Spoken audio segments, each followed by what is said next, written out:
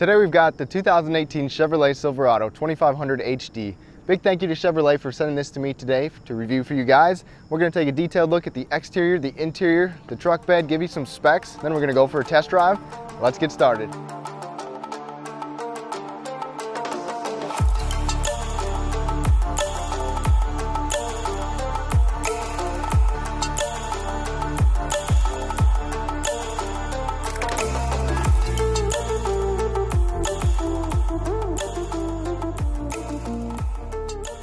Thank you everybody so much for tuning in.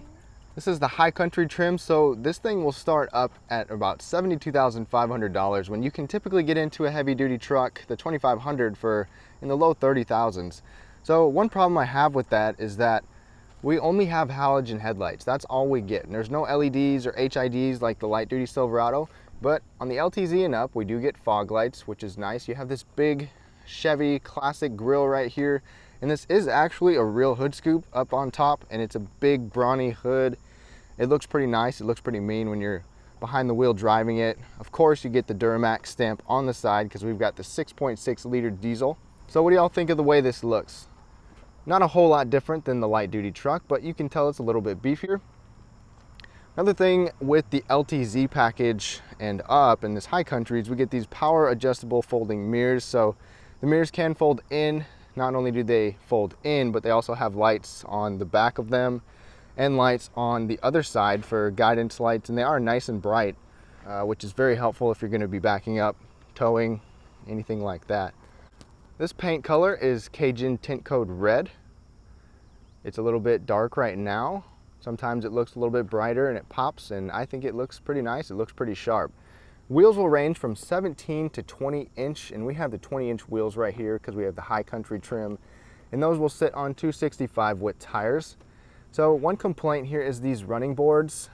They do come standard, which is nice, but these are the ones with the slats that run out away from the vehicle instead of parallel to the vehicle, and in my experience in some northern winters, they can get kind of slippery, but it is a very tall step-in, so it's nice to have some running boards as well. And these are the 6-inch chrome steps that come standard. To top off your High Country trim, of course, you get the chrome accent by the windows there. You get the chrome door handles, your big High Country badge. A lot of chrome on this truck, and it really shines and it really pops. Ground clearance will vary depending on the model, but this one will get about 9.5 inches of ground clearance. And of course, with Chevrolet, we have their signature corner bumper step, which does come in handy, especially on a taller truck like this, as well as the integrated handle in the truck bed. Very easy to get in and out of this and the light duty trucks. On top of that, we also have an automatic locking rear differential, which is standard on this truck. And that comes in handy in low traction situations, especially if you don't want to shift into four-wheel drive. One wheel spins, the other one will lock up, and you've got positive traction on both sides. This tailgate is lockable with our backup camera back there. It's also an easy lift and lower tailgate, which is always nice. Easy to open it, easy to close it. Anybody can do it. We have parking sensors on the back and the front, our big diesel exhaust right there. And on this particular model, the driver alert package, which is optional on the LTZ and up, we get lane departure warning, forward collision alert, safety alert seat, as well as the front and rear park assist that I just mentioned. Like I said, this is an easy lift and lower tailgate, therefore it will not slam. Standard on this High Country trim, we do get this spray-in bed liner, plus we have optional LED box lighting. And the LED box lighting does help for sure. Of course, we have in-bed lights as well as our typical cargo light up there. And as I was saying earlier, the mirrors do put off quite a bit of light as well, shooting out the side of the truck, which is very handy. So just standard here, we have a couple tie downs up on the top of the bed on both sides as well as on the bottom. And those top tie downs can pivot. And you can even see the fifth wheel is ready to go right there. In the back of the bed, you got your Chevy logo, plus we have a power sliding rear window. And then over on the side, we do have our plug right over here. Now, we have the 6.5-foot bed with the crew cab. You can get an 8-foot long box. The bed is actually 21 inches tall from the rail to the floor and 51 inches between the wheel wells. So depending on what you need to throw back there, that can be helpful. It is fairly wide between those wheel wells, actually. As equipped, our payload number is not as impressive as it could be. It's 2,513 pounds in this four-wheel drive crew cab short box. but that can go dramatically up depending on the box length and depending on if you move down to two-wheel drive. But let's talk about the powertrain. So on the base heavy-duty 2500 Silverado, you get a 6-liter V8 naturally aspirated, no diesel, no turbo. That's 360 horsepower and 380 pound-feet of torque. But in this model right here, available on the LTZ and High Country trim, we can get the 6.6-liter Duramax diesel. That comes with the Allison transmission, which is a 6-speed, and the non-diesel still comes with the 6-speed, but just a heavy-duty 6-speed transmission. So this Duramax diesel, the 6.6-liter, puts out 445 horsepower and 910 pound-feet of torque. And that comes with a 36-gallon fuel tank. And we'll talk about fuel economy, what I've been getting on our test drive. Like I said, with the payload, 2500, not a lot, but that does go significantly up into about 3500 range, depending on what you get. Let's also talk about the towing. So conventional towing will be 13,000. Fifth wheel, 14,800. The max, depending on your trim, will be 18,100, and the 3500 HD can tow up to 23,300. And I'll be sure to put those specs and like a trailering guide down below because there's just so many numbers to remember. The good thing about towing with this heavy duty is there's a lot of things that you get to help you tow better. Some of those things will include trailer sway control with our StabiliTrak, hill start assist, your tow haul mode button inside, digital steering assist, EchoMaster 4-camera trailer system is available, your backup rear camera, trailering mirrors with LED lights that I showed you earlier, a diesel exhaust brake, trailer brake controller, auto grade braking, as well as you get 4-wheel disc brakes, and it comes with Chevrolet's Duralife rotors. All Silverados give us this key fob, which is nice. It does have remote start on the LTZ and up, and it does come with a normal key. Remote start has been very nice in the hot Texas summers. So hop inside the Silverado HD and you'll find a huge spacious cabin. These seats are very plush and they're comfortable. In this top High Country trim, we've got the leather. They are 12-way power, heated and ventilated, and the ventilation works extremely well. The 12-way power includes 4-way lumbar and the High Country symbol embossed in the top of the headrest, which is a nice touch as well.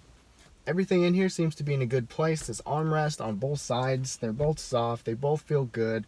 If you're curious about space, are you fitting in here?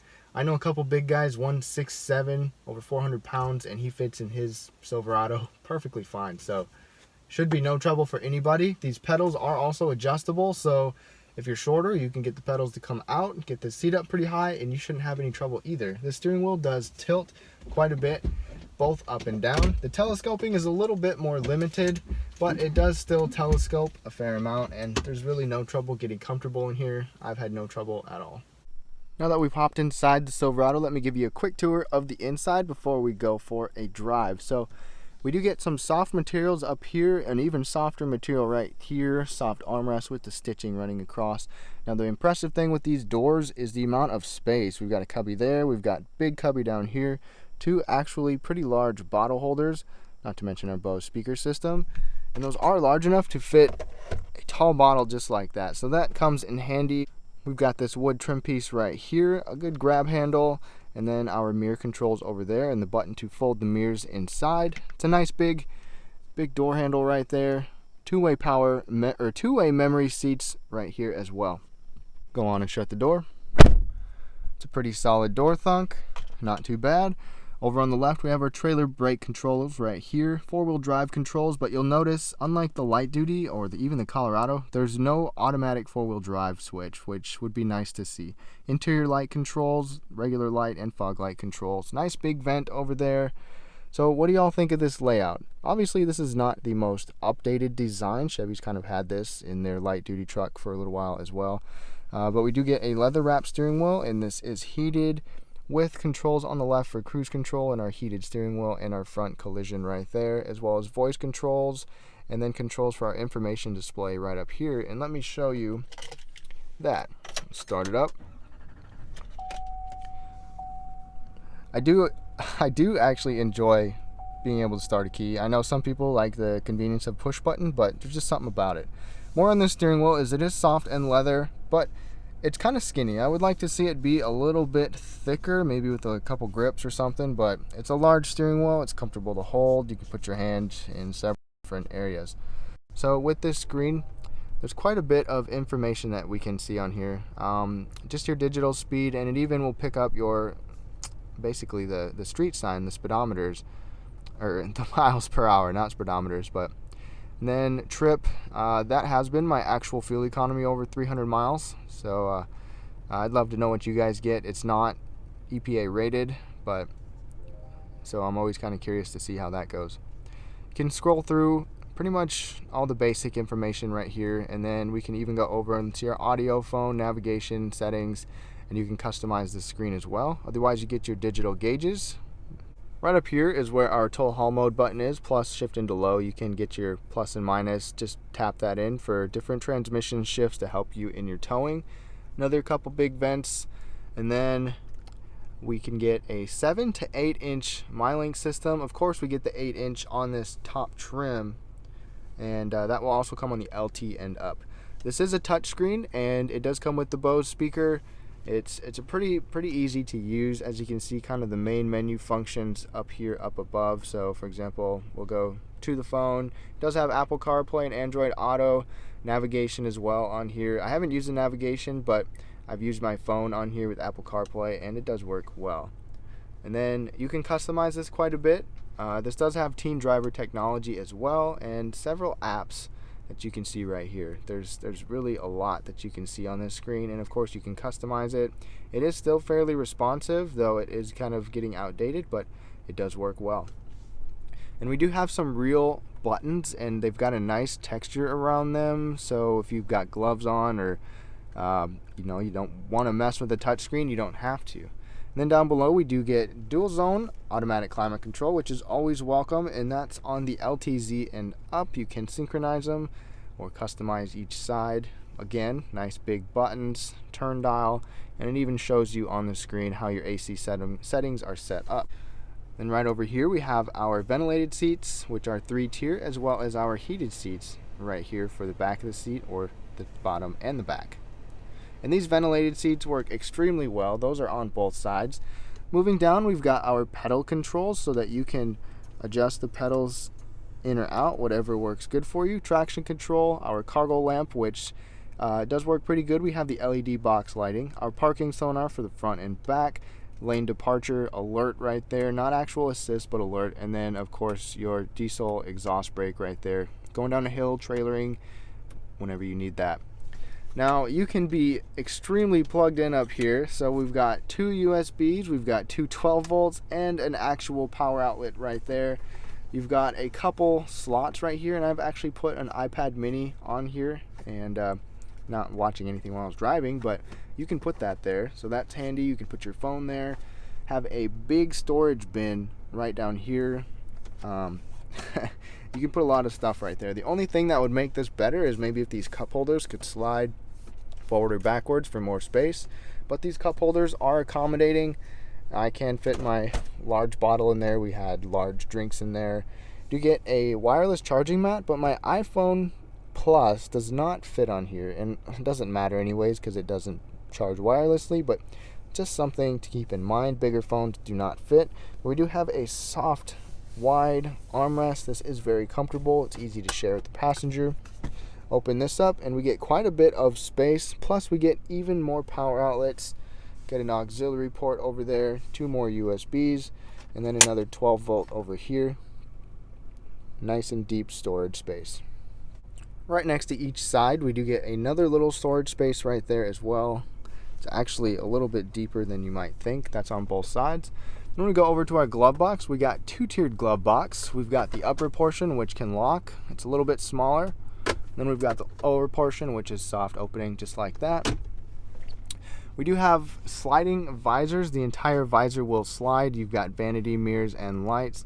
And on this trim, we do have the auto dimming rearview mirror with our HomeLink garage controls, plus our power sliding rear window right there.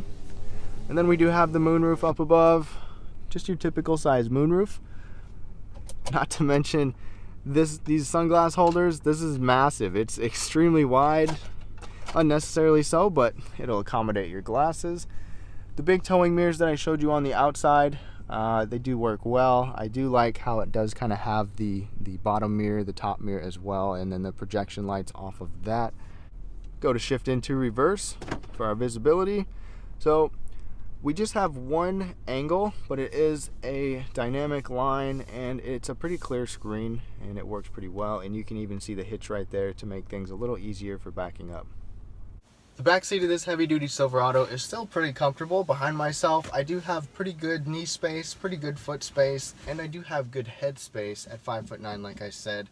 These seats are a little bit upright. I wish there was a little bit of adjustability back here, but it's still comfortable. We do have this soft center folding armrest with 2 cup holders. If I kick that up out of the way, move over to the middle, I can actually sit in the middle upright without my head touching, and there's not a huge transmission tunnel, so that is handy. Plus, we do have the rear entertainment system right here. It comes with headphones and a remote, and we get 2 USBs, an HDMI, a couple little cubbies back here, and a 12 volt. Only thing is there's no AC vents back here. You have to rely on the vents from the front, and that is a huge letdown in my opinion, especially every day down here. It's been about 100 degrees. I've had this truck. I have had people in the back, and it's not fun trying to share your AC vent with people in the back. We do get a couple map pockets, and on the door does have soft armrest. It also has quite a few cubbies and a cup holder. I wanted to show you guys how easy it was to fold these seats up out of the way. We do have 60/40 folding seats. There is a little bit of space under the seats if you want to store something, and like I said, not a very big hump in the middle there. All you got to do, lift the seat up, and then you got a pretty flat load floor, and you can do that on both sides. Just as easy to pull that seat down.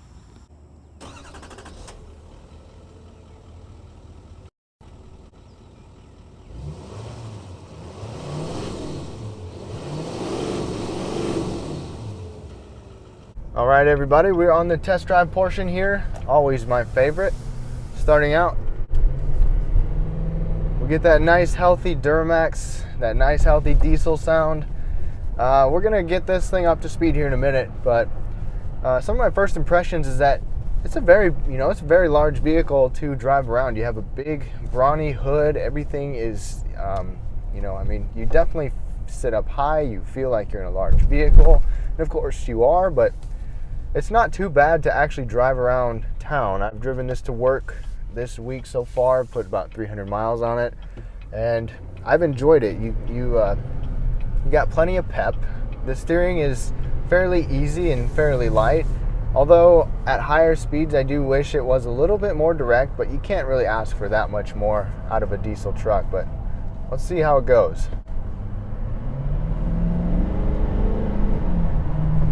It's got some pretty good go. For being a big lug like this, I believe it's about 6.5 seconds, 0 to 60, and that's very impressive. I was really impressed by that, actually. Braking, on the other hand, is not the best, but again, for a big truck, and it's got the Duralife rotors, so it's not like you necessarily should have to worry about the rotors warping or anything like that, but it doesn't come to a stop quite as fast as I want. The steering feel, like I said, it could be a little bit tighter, but I like how it's a big steering wheel. It's not hard to turn. It's not laborious to maneuver this thing around. It's definitely not the tightest turning radius.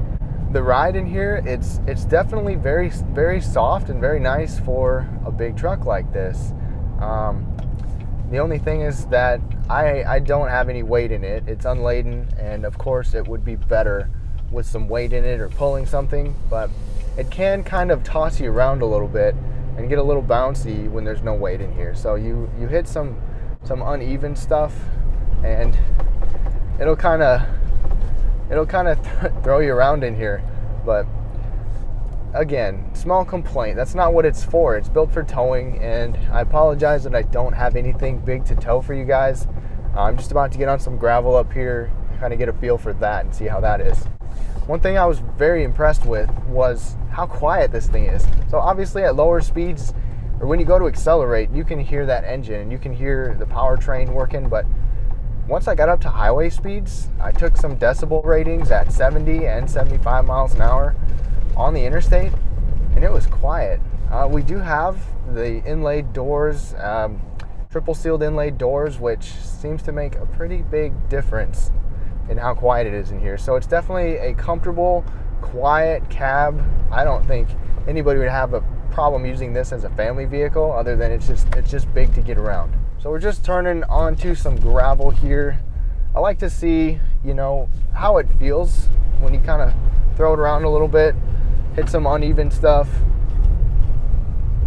And I took it out here the other day, and it likes being out here. It's pretty comfortable to drive out here. Obviously, it's a little bit bouncy, like I was saying, but turning radius isn't great, but it's not too bad. It's manageable. You can get where you need to go. I was trying to find kind of a mogul to show you how that automatic locking rear differential works, but the suspension it had enough wheel travel to where we couldn't get a wheel off the ground. We start to get to some of the uneven stuff. There's some decent grooves. The camera really doesn't pick it up as well as I wish it would, but I have a lot of confidence taking this thing on some pretty rough terrain without any trouble at all. Like I said, I was trying to find that mogul, and I didn't even put it in 4-wheel drive. I just left it in 2 to see if I could get some wheel spin, and didn't even need 4-wheel drive for anything. Here it is. Probably can't see anything on the camera, but it's not too bad at all. Hardly any wheel spin at all. No troubles getting around, so apologize I can't go off-road and can't tow anything, but I hope you guys got to see what this thing has to offer. Obviously, it's a very nice cabin in this high country trim. There's a couple things that I'd like to see, like LED lights for sure, some rear air vents for your backseat passengers. Of course, towing numbers could always go up, and I'm sure they will in the future heavy duty series, but they're still very respectable numbers. If any of you own one of these trucks or own a Ford or a Ram, let me know what you think of those as well. I haven't been in either of those, or at least driven those, so I'd love to hear about that. I will be also testing the light duty Silverado, High Country, and the Toyota Tundra right after this, so stay tuned for that. Be sure to let me know what you guys think below. What do you think of this truck? What do you think of the review? Give me your feedback on the looks, the interior, the powertrain, everything like that. Thank you all so much for watching, and I'll see you next time.